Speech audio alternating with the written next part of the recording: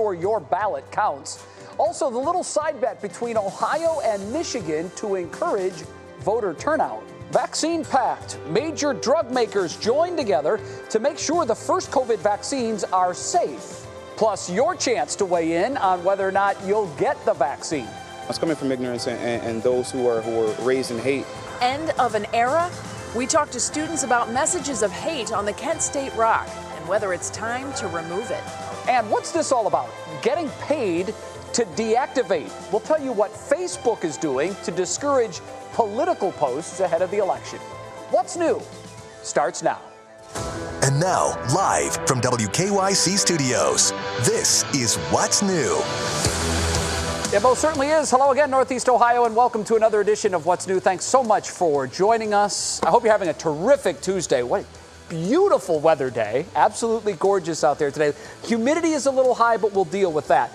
With Betsy Kling, I'm Jay Crawford. Betsy, I'm excited because news of a possible Big Ten football season after all. This would be a major development, and we'll tell you what Governor DeWine is saying about that coming up in just a little bit. Hello to you at home, and Betsy, hello to you. I hope you had a wonderful weekend. I did. It was a busy weekend, especially yesterday. Very interesting weather day. I know you got over 5 inches of rain in your yard, but hopefully things are draining out nicely across Northeast Ohio.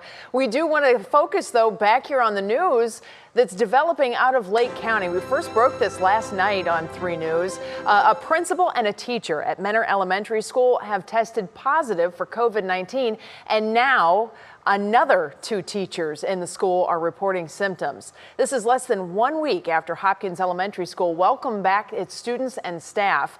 3 News investigator Rachel Polanski will have the latest coming up in just a little bit. But in the meantime, I can tell you that certainly tensions were high today in Menor as families learned about those 2 positive cases that were right there at that Hopkins Elementary. Superintendent Bill Porter confirmed the news in a letter to parents and family on Sunday. He said go ahead.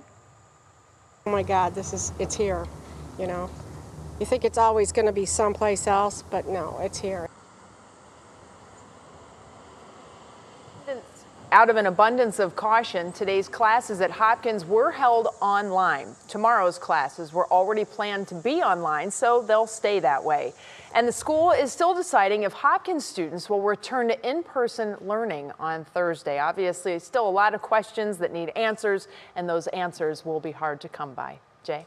We'll continue following that story and bring you the very latest. First up on your feed at 5, the daily coronavirus numbers are out, and as is typical for early in the week, the numbers all look pretty good. We're reporting 656 new cases. That's down 122 from yesterday, and down nearly 400 from our 3-week average. We also saw a big drop in our positivity rate. This is good news. It's down more than a full percentage point to 3% even. That is the lowest daily positivity rate since the pandemic began. And for a point of reference, our highest daily positivity rate was 19.9%. That was way back on April 20th. Hospitalizations are flat. 687 patients remain hospitalized statewide.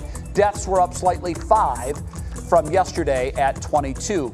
And of course, here in Ohio, Governor Mike DeWine is doing everything he can to make sure those numbers continue to trend in the right direction. During today's twice-weekly news briefing, the governor brought in a local doctor to talk about our risk as we continue to dive back into our fall routines. Laura Queso listened to it all, and she joins us live now from the newsroom. Hello, Laura.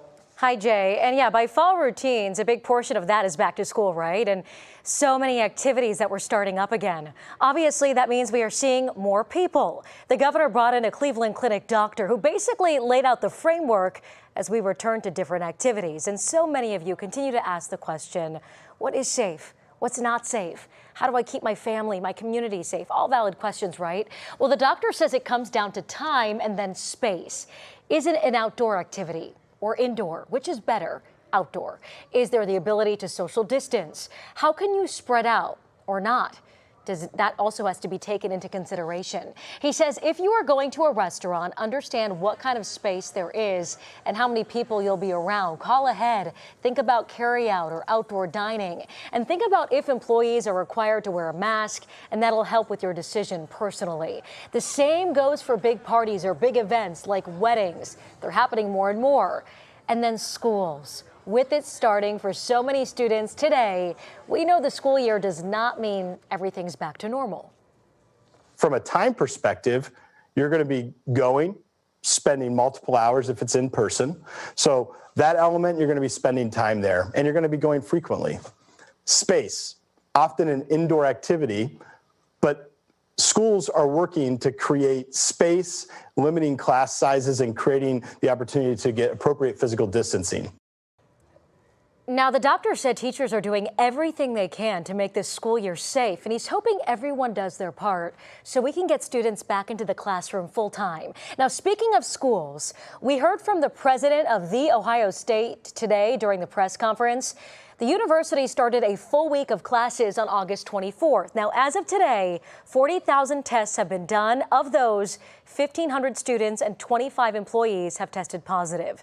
The university plans to ramp up to 20,000 tests a week, Jay. It's interesting, too, because when you equate the math on all of those, the positivity rate was under 4%, which compared to some universities, as we've seen, is actually a pretty good number. Now, Laura, there was a point during today's news conference that got a lot of folks excited. The governor spent a couple of minutes talking about the chances that we could have a Big Ten football season after all. This would be, of course, a reversal on the original decision to cancel the season. It hasn't happened yet, but it appears from the governor's comments that this could be in the works. What did he have to say about it? Gosh, are you excited about it? A little. Yeah, just a little. Let's get to it. DeWine said that he spoke to Ohio State's athletic director earlier in the day and left the conversation believing that it was still in play for the Buckeyes to play a 2020 football season, going on to say there is a decent chance of there being a season in football for the Big Ten for Ohio State, which is what the governor says we are all really concerned about, and just like Jay, something we all really want. Yeah, well, I'll tell you, I'm not alone. There are many fans statewide and really throughout the Midwest that would love to see the Big Ten football season go on safely, if possible. And still no timetable yet on when a decision will be made, but we do know that there certainly is discussion of them revisiting that decision to cancel the season. Laura Queso, live from the newsroom. Laura, thanks so much. We'll see you in a little bit. Sure. Well, we're now less than 2 months away from Election Day as countdowns go, and some states are dealing with concerns about how huge amounts of new absentee voters will strain election systems. NBC News senior investigative correspondent Cynthia McFadden has been digging into the story as part of NBC's Vote Watch efforts. She joins us now from New York. Hi there, Cynthia. Actually, I'm joining you from a very sunny Connecticut, as you can see. The sun is really bursting through just now. Well, fantastic. Even better for you. We're getting a little sunshine here for once, too. All right, 11 states have asked Congress for more funding to make sure absentee voting goes smoothly. How has Congress responded? So far, with great silence, no action. I talked to Michigan Secretary of State Jocelyn Benson, who was one of those who went to Congress to ask for more funding. Experts tell us that now get this number, between $3 and $4 billion will be needed by all the states to help support vote by mail and other voting changes that are needed in this time of the coronavirus, masks, PPE, more poll workers, all of that. As well as equipment that can help open absentee ballots, more people to make sure that the signatures are correct, more people to count them, all of that. So far, Congress has not acted. As you know, the states did get some money out of the CARES Act earlier this year. Michigan got just over $11 million. They've already spent that on 1,000 new boxes to return your ballots, on new employees for the polls. But, you know, there's a lot of expenses associated with this new way of voting in this very extraordinary year. Well, and another thing that is going into this extraordinary voting year is, of course, poll workers, which Ohio Secretary of State Frank LaRose mentioned that poll workers are a huge challenge here for our state. What does that end up meaning for us? Yeah, you know, the statistics are really pretty stunning. A very small percentage of poll workers around the country are under 71. So a lot of those folks are not going to be going to the polls for obvious reasons this year. So there's a big recruitment drive going on to get younger people. And actually later on this week, I'm going to do a story about a couple of cool initiatives in that. But I have to say, you mentioned you were talking about football a minute ago, and you mentioned your Secretary of State. He and the Secretary of State of Michigan, now he's a Republican and she is a Democrat, they met up last fall, what seems a lifetime ago, at the Ohio State-Michigan game, and they have a friendly wager going on. Whichever state has the higher voter turnout, the opposite Secretary of State is going to have to sing the fight song of the competing school whenever football resumes again. So there you have it, a wager to keep an eye on. Well, I will tell you, Frank LaRose is from Copley, which is my hometown. He's not the best singer, but he's not the worst, so let's go Ohio. We need to make sure that happens so we can represent well, certainly. All right, Cynthia, thank you so much. Best of luck on your stories this week, and we'll be watching you tonight, too, on NBC Nightly News. Thanks so much, Betsy. All right, it is time right now to check in with Russ Mitchell. He's made it to the news desk. He's been monitoring some of the other top stories making headlines on this Tuesday. Russ, good afternoon. Jay and Betsy, good afternoon to you. Good afternoon to you at home as well. 3 teens have now been charged in that deadly shooting of Cleveland police detective James Skirnovitz. 18-year-old David McDaniel Jr. is due in court tomorrow, along with a boy who turned 15 in July. 17-year-old Kevin Robinson pleaded not guilty to murder and attempted robbery in juvenile court today. Visitation for Detective Skirnovitz will be this Thursday. His funeral is Friday. In California, 14,000 firefighters are now on the front lines where those soaring temperatures are feeding wildfires. A dozen campers who were stranded were rescued, and it took several attempts for National Guard helicopters to rescue dozens more campers who were stranded near Fresno. And Ohio University is reducing the number of students who can return to campus later this month. The semester started mostly online. Now OU says it plans to bring around 7,200 students back to campus on September 28th. Those who qualify to move back are expected to social distance at home for 14 days before arriving. So once again, Betsy, we see signs of things getting back to normal. And who knew that Cynthia McFadden was going to give you a sports report at the same time? I know, and she's got the skinny on the throwdown between the Secretaries of State. I mean, we've got some good stuff going on besides the whole election thing. There's more drama around it yet. All right, well, we'll keep an eye on that for sure. Thanks, Russ. See ya. This is certainly interesting. It appears Facebook will pay you to shut down your Facebook and Instagram accounts ahead of the November election. A Washington Post reporter shared these screen grabs on Twitter. The message states participants would have their accounts shut down for either a week or 6 weeks. According to The Verge, it's part of a study to better understand the role Facebook and Instagram plays on political attitudes and behaviors during elections. The company is asking how much shutting down your account would be worth: $10, $15, or $20 a week. Betsy, I have to say, I've thought about this story from every angle. I have no idea how it benefits anyone to have individuals volunteer to deactivate their accounts. Am I missing something? Well, Facebook is kind of known as the wild, wild west of social media. It is. And I don't know if they're just kind of encouraging people maybe to opt out at this point. I think there's disinformation that's being spread, but there's also information that's being spread that is correct. So I don't know. I think it's a personal thing. I would shut mine down for free, but I don't think I'm allowed to. But, you know, why not? You could. People is interesting. Yeah, I don't have Facebook, so that's easy for me. Instagram, I don't even know. Half the time I have to think about how to find it on my phone. Here's the thing. I just don't get it. If they want to shut it down, shut down Facebook and Instagram for a week leading up to the election. Yeah. I wouldn't miss it. I'm sure a lot of people would, but I wouldn't miss it. There's a lot of ways people can stay in contact with people they don't normally get to. So it's an interesting dynamic, but we'll have to kind of watch and see if people opt in or opt out. Yeah. The paying part is the... They could have to write some very big checks. Yeah. All right. Moving on. There's still plenty to come, of course, as What's New continues. We're not just talking what's new, we're talking who is new, and that's who's new.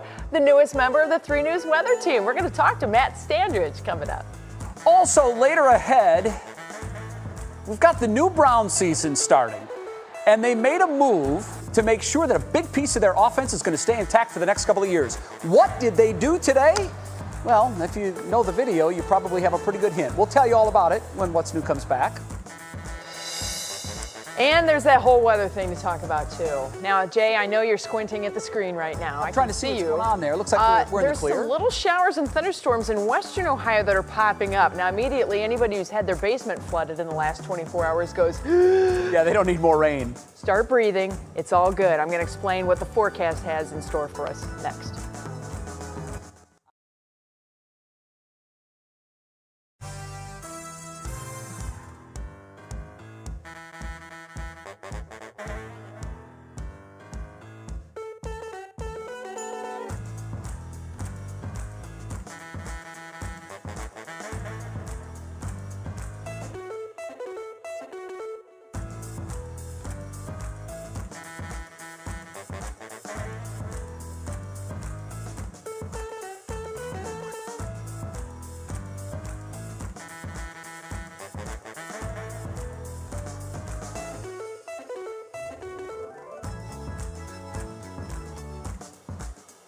Hey, I got you. So do you know what's happening?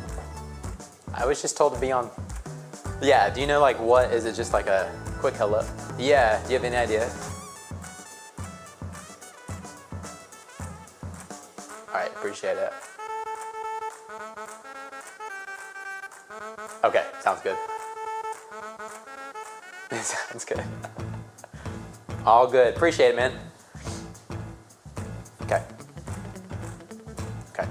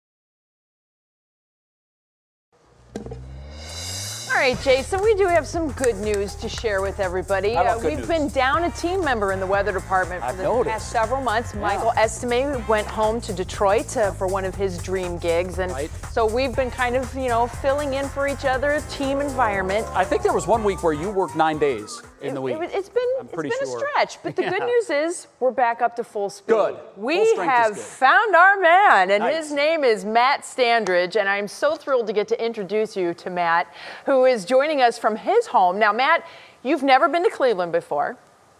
Right, first time. First time. Literally the first time he came to Cleveland was when he moved in. So we have been trying to teach him all kinds of fantastic stuff. So Matt, teach us a little bit about where you are from, who you are, what you love. Hey, Betsy. So I'm from the Great Lakes. I've kind of done all the other Great Lakes. I went to school at Valpo, which is next to Lake Michigan, but I grew up near Lake Ontario, so now I'm giving Lake Erie a try. But recently, I've been with our sister station in Arkansas, tracking tornadoes and thunderstorms, and I'm excited to be in Cleveland. However, I've been told that I've been getting a tiny bit of a southern accent, so I may need to work on that just a little bit for us. Yeah, you're fine. Don't worry. You know, east versus west here in Cleveland. People say there's accents on either side of the Cuyahoga, but whatever. It doesn't matter. All right. Another big question of you that a lot of people will ask you, what's your favorite kind of weather?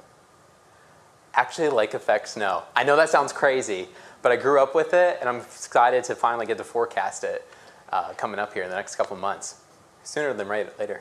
Well, and now you all know why I hired him. Because he loves lake effect snow. It's hard to find a meteorologist who understands it, and let alone one who's fascinated by it and really wants to tackle it for sure. All right, Matt, what's the coolest thing you've experienced so far in your short stint in Cleveland? So far, the lakeshore. So I've gone everywhere from the Solstice Steps, I think over near Lakewood. Very good. And I've traveled all the way to Geneva on the lake. It is stunning. It is beautiful. But it's been such nice weather here recently, so I'm kind of getting a treat before things probably turn downhill over the next couple of months. But I've been soaking in the lakeshore. It is beautiful. Well, just wait till you go farther south. You get into the foothills of the Appalachians in Stark and Tuscarawas and Carroll counties, Holmes County. It's so beautiful all throughout Northeast Ohio. And we have just so many varieties of topography and places to see, things to do. And actually, that's one of the interesting things that you're going to bring to us here in the coming months. You have an adventure series that you're going to be kicking off. Why don't you give us a little taste of that? Yeah, every week we're going to be exciting and highlighting a cool thing that's right in our backyard for folks to explore. If you haven't seen some of these places, it'll be cool to explore them for the first time. If you have any ideas, let me know too. That should be coming here in the next couple of weeks. Awesome. Well, we're so thrilled to have you here, certainly. We'll be following you. Matt is a TikTok superstar. That's coming out too.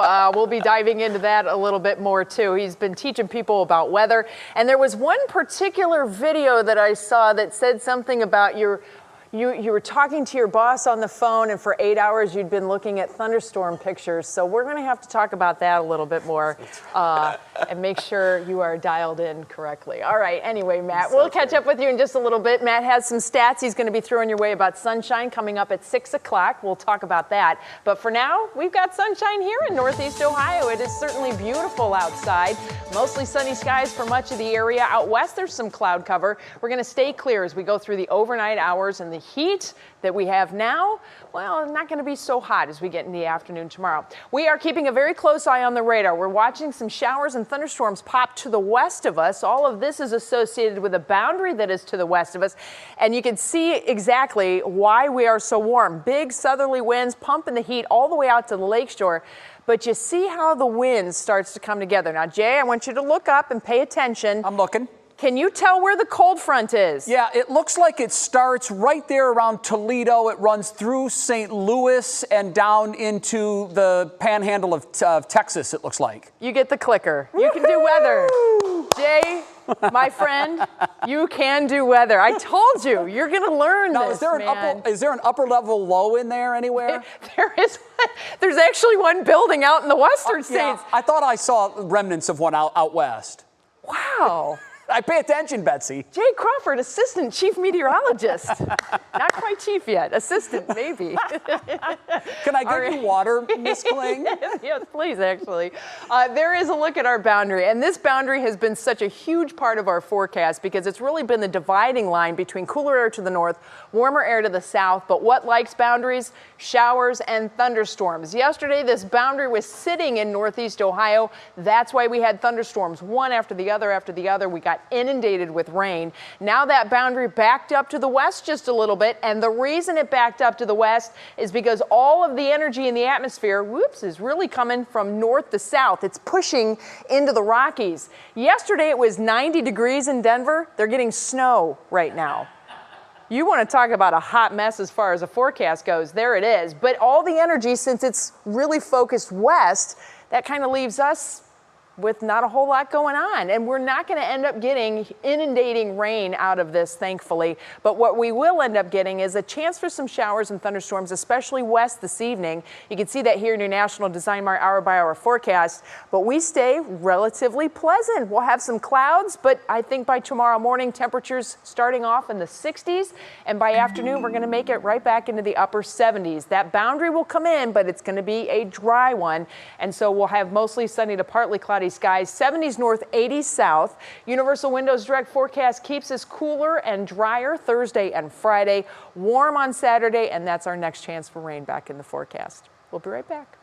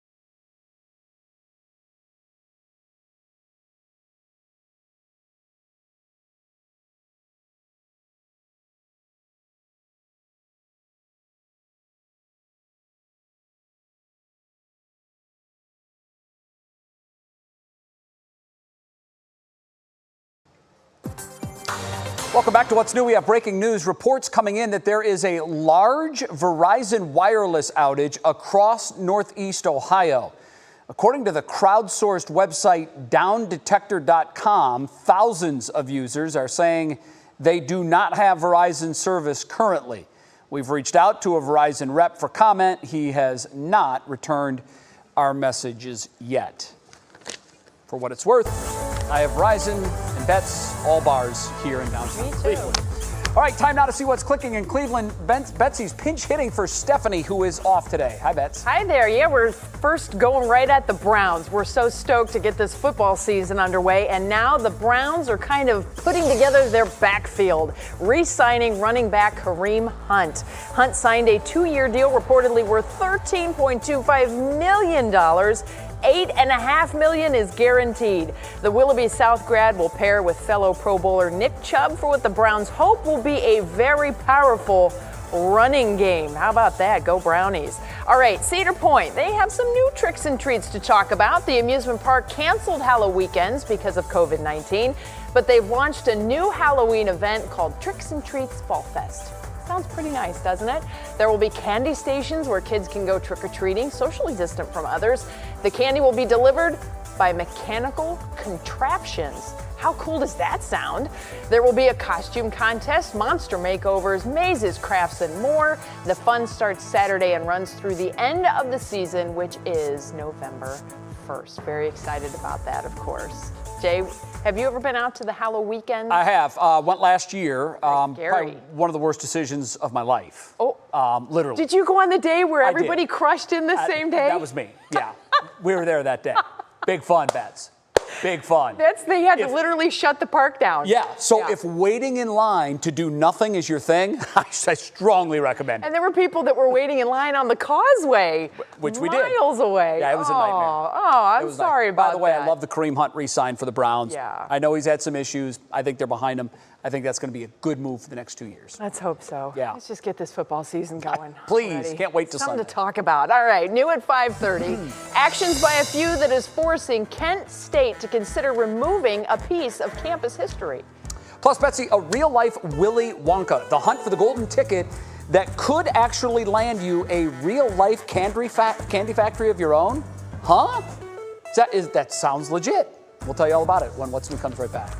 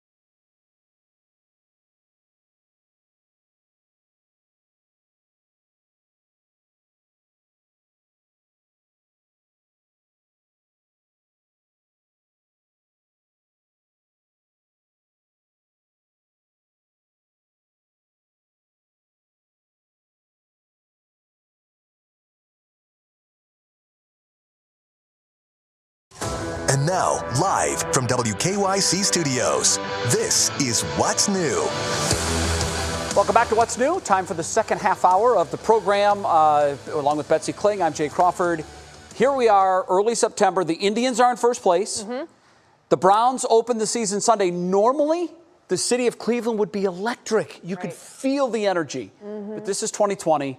And it still feels like some sort of bad dream. It's interesting, though, because there's still people coming downtown to eat in the restaurants and stuff. Sure. A couple weeks ago, I was out between shows. I took a walk, and I couldn't believe 4th Street was packed. There were people all over the warehouse district. Public Square was packed. I mean, it was great. Everybody was socially distanced. But just imagine what it could be. You know, if the Browns, imagine if they don't play at home Sunday, but if they played at home Sunday, you got the Indians in with a huge weekend set against a first place opponent. The city would be going crazy. Instead, crickets. Kind of quiet. It's not the same. All right, our top talker today at 5:30. So many campuses across the country have one of those huge rocks. I'm sure you've seen one. Generations of students paint messages on the rock. It's a huge tradition. Now, Kent State is actually considering removing its historic rock from campus after what they call vile, hurtful messages toward the black community that were painted on it in recent weeks. Brandon Simmons spoke to students about what's been happening. This large rock has been around for generations, and usually it's used by students to express themselves, sending positive or informational messages. But lately, it's been used to convey messages of hate towards the black community. In recent weeks, a message that said unity with black fists was covered with the words "White Lives Matter." And yesterday it got a little bit worse as images started to spread on social media after the rock, which originally said "Hate has no home here," was changed to say "Blacks have no home here." The university issued a statement last night condemning the messaging, but students say they'd like to see stiffer penalties for those who do this type of thing. Upset, they're furious over this kind of crap because it's not representative of us at all. And it's just clear that somebody's doing it to get a rise out of us. I do believe there is a large community of those who act in hate and ignorance. We see it with this rock. We don't feel safe. There's no reason that there's racism going on rampant like 3 separate times. This is ridiculous. Aside from condemning the messages, university officials say they are considering a few different actions, including fencing off the rock, installing security cameras nearby to help identify future culprits, or simply removing the rock altogether. Now, one thing is very clear. No one I spoke to today wanted to see the rock removed, saying its removal doesn't address the core issue of racism. Now, Black United students, an organization here on campus, submitted a list of things that they'd like to see the university do instead. In Kent, I'm Brandon Simmons, 3 News.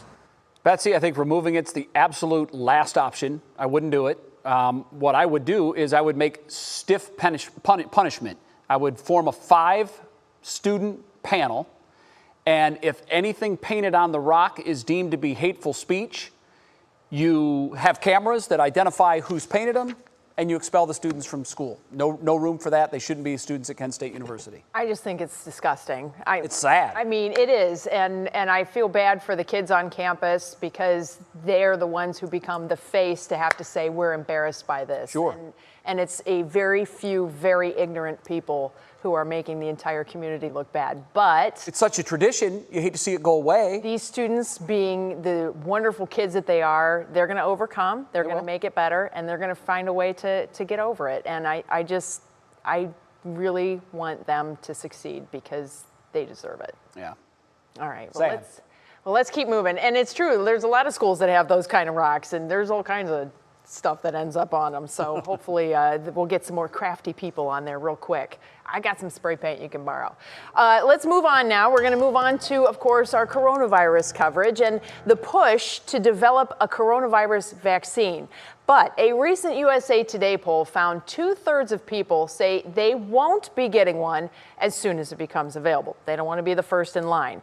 So what are your thoughts on getting the vaccine when it comes out? You can head to WKYC.com/vote now to weigh in on whether you plan on getting vaccinated. Are you going to be one of the first ones in line? Now, new today on that front, 9 CEOs of the nation's largest drug companies signed a joint pledge to uphold scientific standards and only submit a vaccine for FDA approval when they have evidence that it's safe and effective.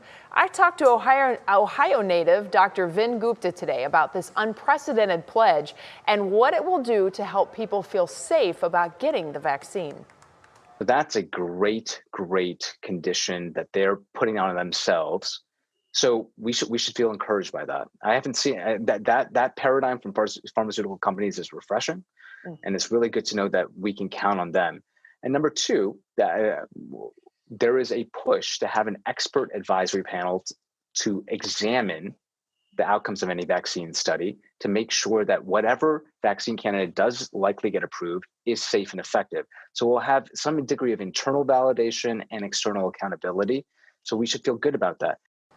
Well, Dr. Gupta says the likelihood of a vaccine candidate by the end of October is very, very slim, but rushing it is the worst thing that could be done because people must want to get vaccinated in order for the vaccine program to work. So efficacy is everything, but safety is top of mind.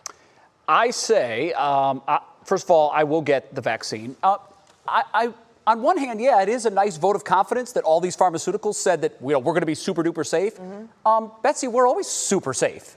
These studies are looked at very rigorously. Now, granted, this has been fast-tracked and expedited because of the urgency of this particular illness, but in the FDA, I trust. I don't think they're going to put any kind of vaccine out there that isn't both safe and effective. Now, will I be the first one in line? No, because I'm not high risk. I hope the first people that get it are the ones that most need it, and we know who those are. Once everybody that is high risk has it, I'll be first in line. I'll take it. That's a smart thing to do. I think, the doctors are pushing for that too. And of course, there's lots of testing that's being done and there's more that will be done. So we'll just kind of wait patiently as much as possible with our masks on and socially distanced from each other. But I think it'll be a good thing once we can get that program up and running, certainly. All right, let's switch it up now. Let's go to a wild story. You may or may not have heard about this. I had to read this twice to make sure I understood exactly what was going on. One of the Jelly Belly founders, David Kling, he's going full Willy Wonka. He's launching a national treasure hunt with a real-life candy factory as the grand prize. He is literally consigning a candy factory to the winner with an asterisk, right? Here's the hustle. To enter the treasure hunt, you have to pay $50. Now, there's only 1,000 tickets sold in each state. So one golden ticket will be out there. Actually, it's a golden dog tag in each state, worth $5,000. You can see one there. Okay, now, how you win the candy factory isn't quite clear.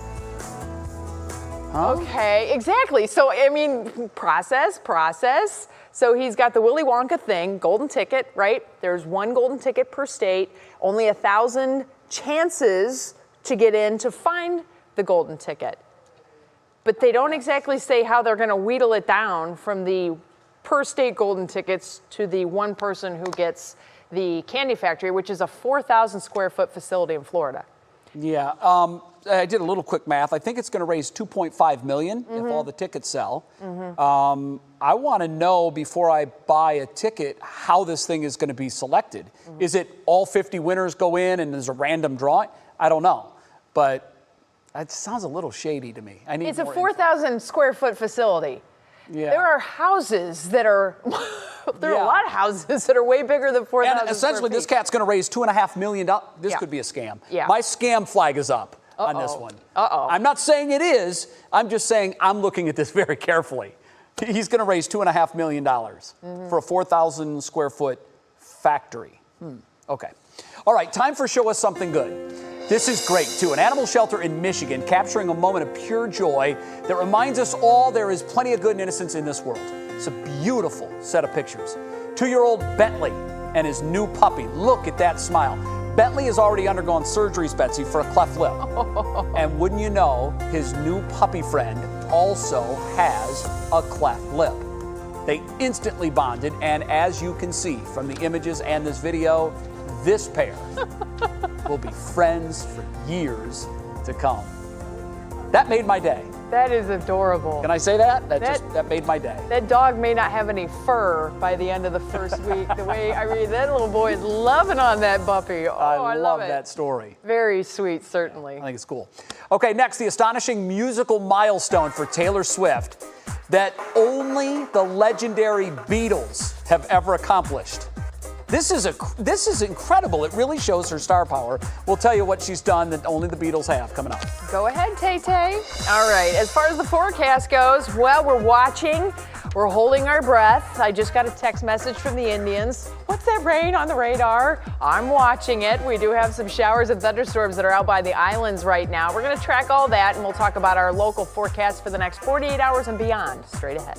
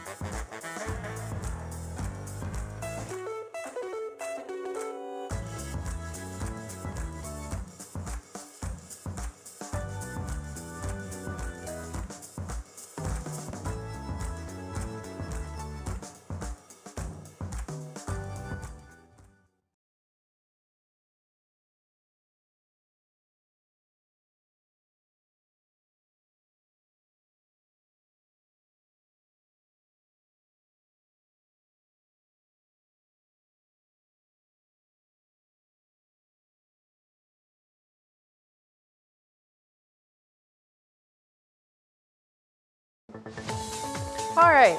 Of course, I'm on the other side of the studio and I'm supposed to be over here, but I'll make it there eventually. Here we go. The forecast as we go through the night tonight looks pretty good for us. Now, we do have some chances for showers and thunderstorms that we're kind of keeping an eye on. I'll show you that in just a moment.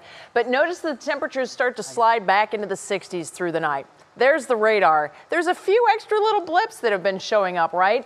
Most of the energy that is starting to pop these showers and thunderstorms up is to the west of us. But I do want to show you that we have this little shower that did pop. It's offshore. It's continuing to go offshore. But as I put it into motion here, you can't help but see that everything is kind of firing and then moving northeast. A lot of the showers fire and then they fizzle. There's nothing really sustaining them. The energy, as I mentioned, is farther to the west. So if we do get any of these showers to pop, especially here into Lorain County, Medina County, we're kind of keeping an eye on that. Huron County, you're in there too. We'll keep you updated. But for right now, it's just a few little pop-up showers that are going on. All of that is out ahead of this boundary. So boundaries in the atmosphere are very important. Sometimes it's just a wind shift. Sometimes it's a temperature boundary. It's a difference in temperature between two locations. Sometimes it's density of the air, or the dew point, or the humidity. There's a whole bunch of different reasonings behind having a boundary, but a boundary is a focus mechanism for any kind of development, for clouds, for showers, thunderstorms, anything.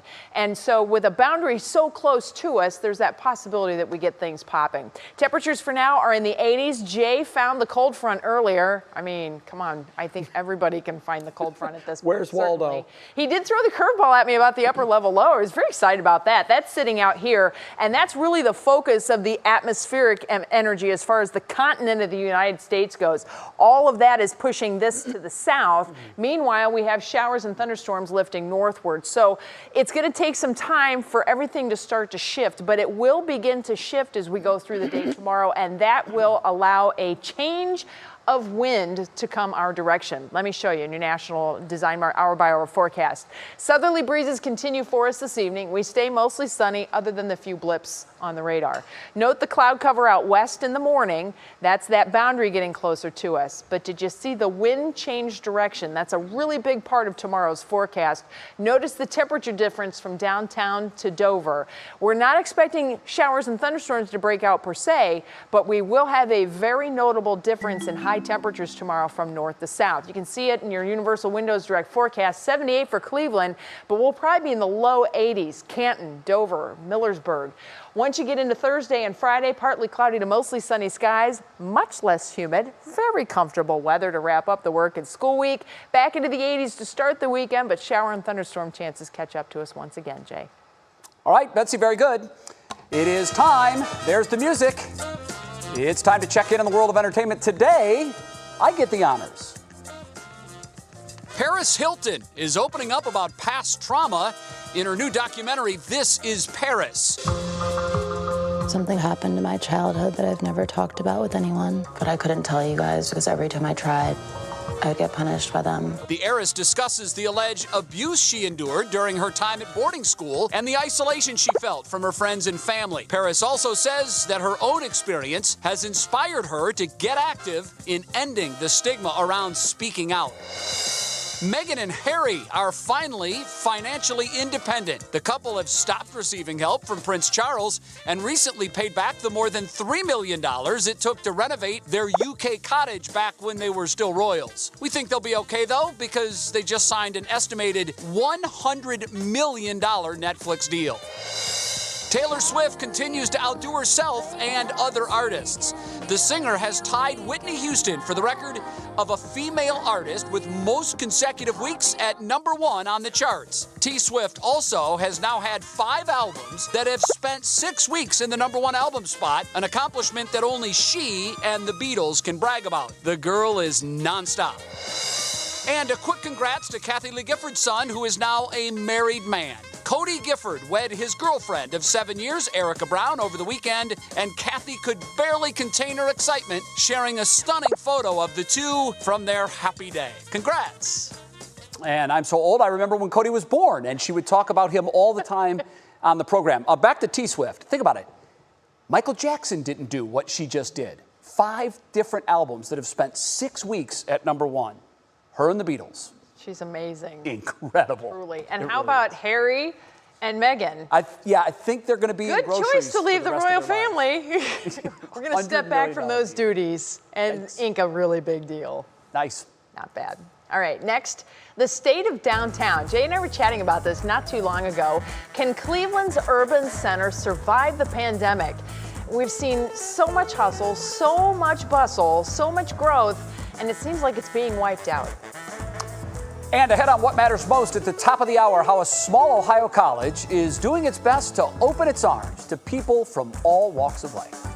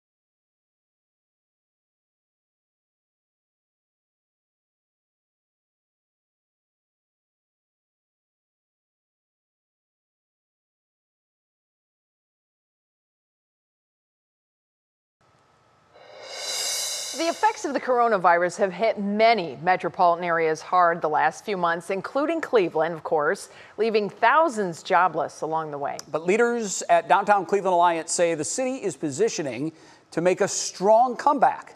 Brandon Simmons explains. The nation's metropolitan centers have been devoid the large numbers of office workers they typically see since coronavirus hit in March. Downtown Cleveland is no different. Still, Downtown Cleveland Alliance VP of Business Development Michael Deemer is confident about the future. There's a lot more going on downtown right now than a lot of people realize since we don't have as many people coming in. His optimism is necessary as a Cleveland State University study shows Cleveland lost 184,000 jobs from April 2019 to April of this year, the worst in the state. Our city is also recovering at a slower pace. It is a grind for a lot of businesses, a grind for a lot of families and individuals to weather this storm, but we feel good about how well we're positioned to do well on the other side. The other side he's referring to is when a coronavirus vaccine is developed. The bedrock value proposition of living downtown remains the same, and going forward, I think it's one that we'll just double down on. And the number of people living downtown seem to back that. Apartment occupancy remains high at roughly 86%, with new construction like the May on Public Square and the Lumen near Playhouse Square continuing to attract new residents. What we have seen is sustained demand that's very much consistent with what we've seen the last several years. I think we'll see a lot of workers coming back. I think there's a lot of research that's been done to suggest that's going to be the case as well. In Cleveland, I'm Brandon Simmons, 3 News. That is the case. Up next, we wrap it up with our Worth the Watch. This 2-year-old is determined. Wait until you see how he makes cookies with Grandma next.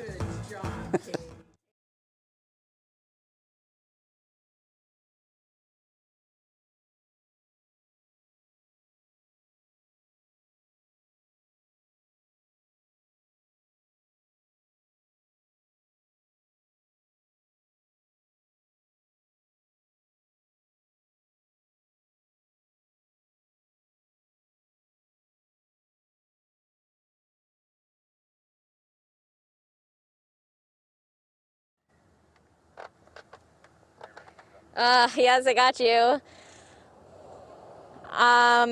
Today's classes at Hopkins were held online. Tomorrow's classes were already planned to be online, so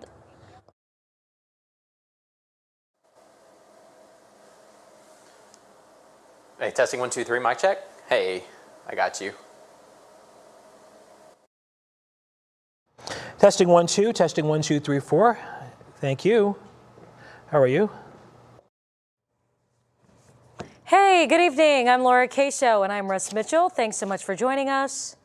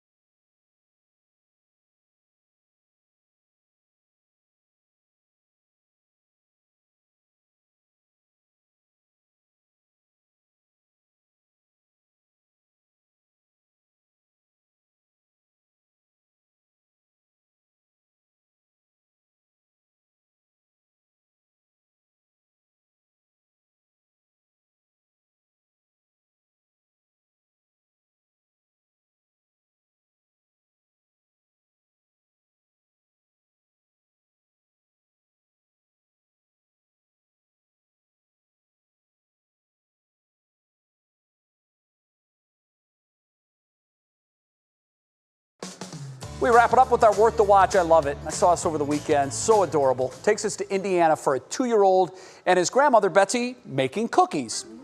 Timeless tradition. The pair were recorded baking cookies, and in the Facebook video has made its way all across the internet. The little guy, as soon as she puts anything into the bowl, he just dives in and tastes it. Oh, even the butter. Butter. In fact, Betsy, he even went in on the eggs. Uh-oh. As soon as she puts the ingredient into the bowl, the little dude just dives in and she can barely keep him out of it. That's hilarious. I love it. Hey, Oh, that's my why goodness. cookies are so darn good. Absolutely. Hey, we are so excited. Sarah Shookman is back today. She will join Jimmy at 7 and Russ tonight at 11. So we're so thrilled to get her back in. She's been on maternity leave for the last 3 months. So things have changed in her life, but we're thrilled that she's going to join us. Also, we told you about that Verizon outage issue. It has been resolved. That's good news. We're out of time. Thanks so much for joining us. We invite you to check us out again tomorrow. We're back at 5. What matters most with Russ and Laura.